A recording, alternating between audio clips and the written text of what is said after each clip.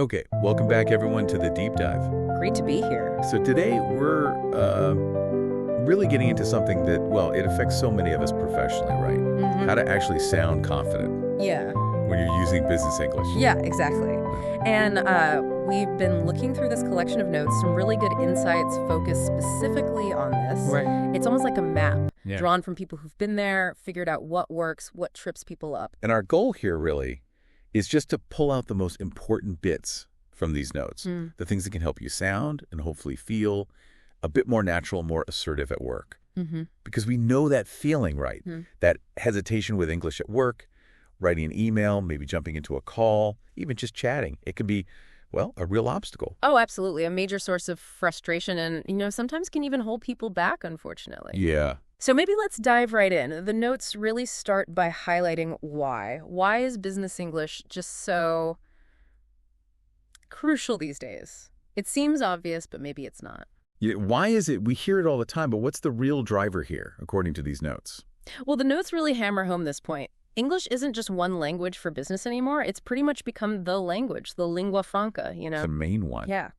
The source material points to data suggesting something like over 70% of multinational companies, they use English as their official language. Wow. Okay, 70%. Yeah. That's actually huge when you think about it. It really is. So even if your company HQ isn't in, say, the UK or the US, the actual day-to-day work, the internal comms, projects across borders, those big presentations, it's likely happening in English. That's exactly what the notes emphasize. And it's not just the giant corporations either. Right.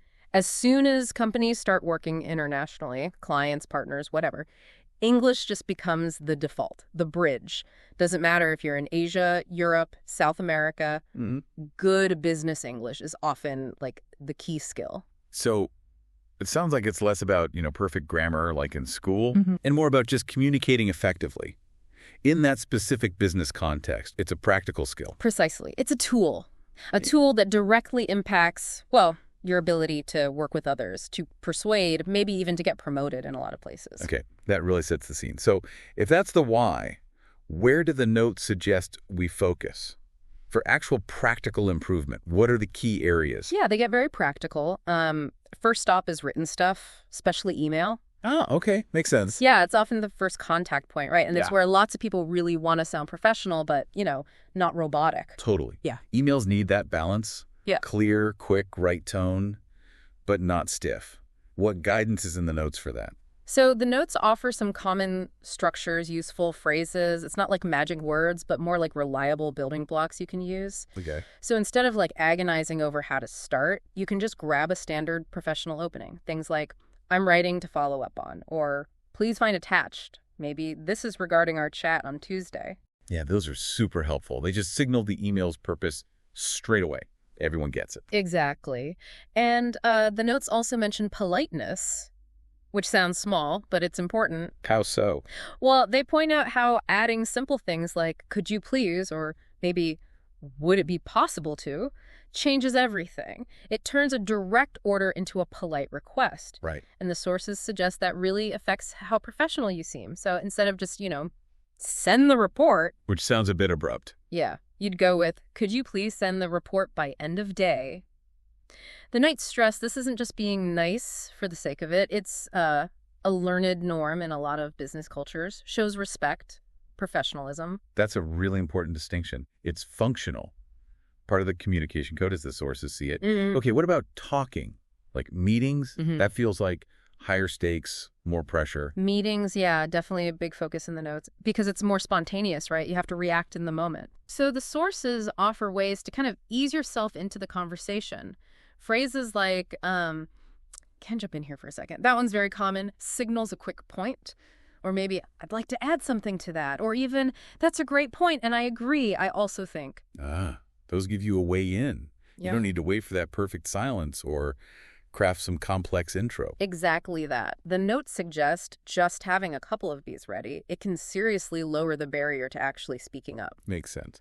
And just like with emails, the sources say clarity is key. Once you use your opening phrase, get straight to your point. Right. Thinking about clarity and confidence, too, there was that example in the notes that really struck me. Yeah. About someone called Mai. Ah, yes, the story of Mai. Yeah, Yeah. the notes describe her working in tech.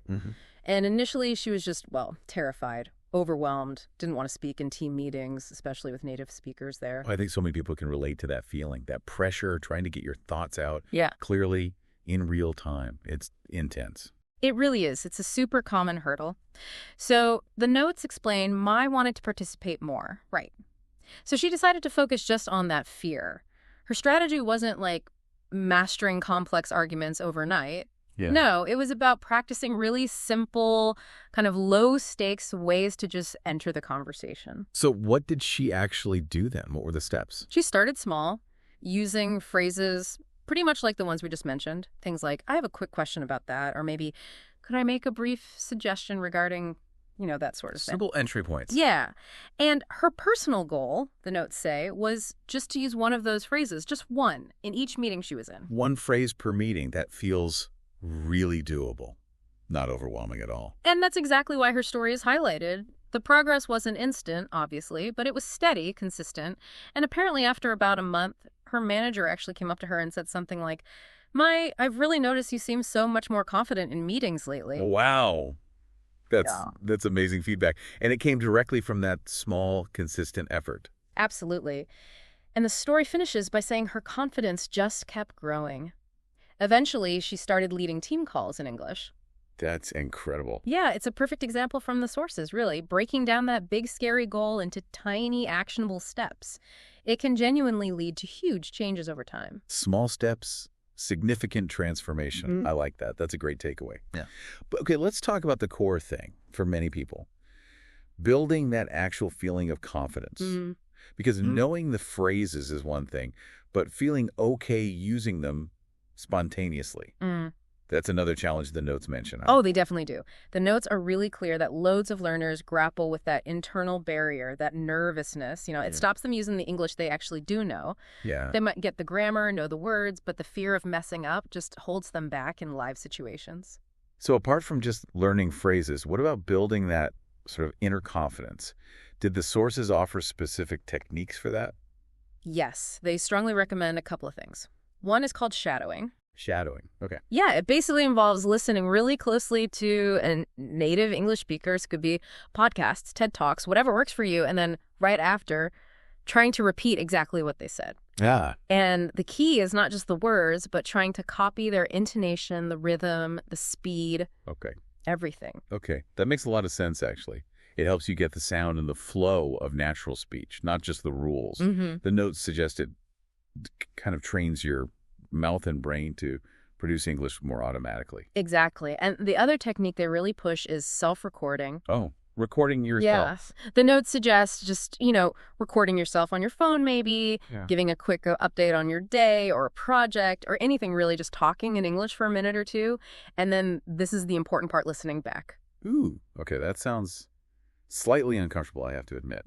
Yeah. But I can definitely see how it would work facing how you actually sound. The notes acknowledge it can feel a bit awkward at first, but they really stress it's one of the quickest ways to spot your own speech habits, things you might want to tweak, or honestly, just to get used to the sound of your own voice speaking English confidently. Be comfortable with yourself. Yeah.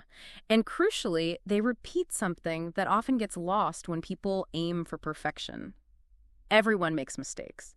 Native speakers, non-native speakers, everybody slips up sometimes. That is such an important reminder. The goal isn't zero errors. It's just effective communication, getting your point across. Precisely. And the notes wrap this section up really nicely. Confidence grows with use, not just with study. You've got to shift from just learning passively to actually doing it, actively applying it. Confidence grows with use. Yeah, that feels like the thread running through everything we've pulled from the sources. Okay, wow, we've covered quite a bit of useful ground here in this deep dive. We really have. We looked at why business English is so vital now, pulled out those practical examples from the notes for emails and meetings. Right, the phrases. Shared Mai's story, which is just so motivating, I think. Definitely. And then discussed those concrete techniques from the sources, like shadowing and recording, for actually building up that speaking confidence. And it all seems to circle back to that core idea.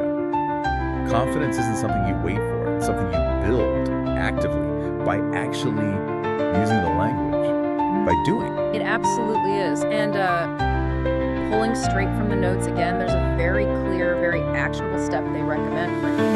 Okay, lay it on us. What's the one thing the notes suggest we actually do? Choose one. Just one specific thing we talked about today. Could be picking one email phrase to try out, or maybe prepping one of those meeting interjection phrases to use. Okay. Or even just deciding, right, I'm going to do 5 minutes of shadowing this week. Just pick one thing and make a commitment to actually use it in your work communication. Just one. That Yeah. feels, really manageable, low pressure. And that's the whole point, according to the sources. Start small. Get that little win under your belt. Build some momentum. Just pick one technique or phrase from the notes that resonated with you and focus only on that for this week. I love that. That feels much more empowering than, trying to change everything all at once. Absolutely. And maybe just before we wrap up fully, here's the final thought. Something for you to maybe mull over, building on all the stuff from the notes about confidence and joining your network. Okay. If the real goal is clarity, just getting your message across clearly and not necessarily absolute flawless perfection, how might focusing less on the fear of making a mistake and more on simply contributing your ideas and participating, how might that shift your whole approach to communication, maybe starting tomorrow? That's a powerful way to reframe it. Shifting focus from self-criticism towards just having an impact, participating. It could fundamentally change how it feels, yeah. That's an excellent thought to end on. And, looking at some other hints in the notes, it feels like maybe future deep dives could explore related areas, perhaps handling trickier conversations in English, difficult ones. That's definitely a topic that builds right on this foundation, doesn't it? Confidence and clarity